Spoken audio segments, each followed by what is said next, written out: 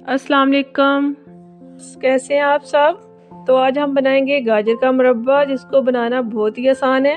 तो मैंने ली हैं आधा किलो गाजरें, जिनको मैं अच्छी तरह से धो के इनको क्यूब की शक्ल में काट लूँगी।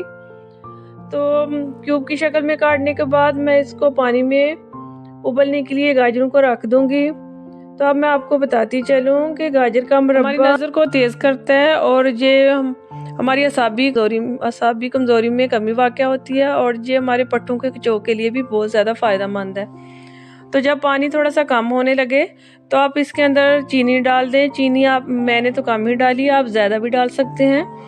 तो उसके साथ ही मैं डाल दूँगी 3 से 4 सब्ज़ इलायचियाँ।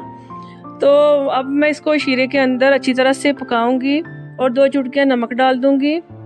तो देखिए माशाल्लाह से हमारा गाजर का मुरब्बा तैयार हो चुका है। आप इसको किसी जार में बंद करके सेव कर सकते हैं। तो चलें जी, अगली रेसिपी में आपसे मिलते हैं।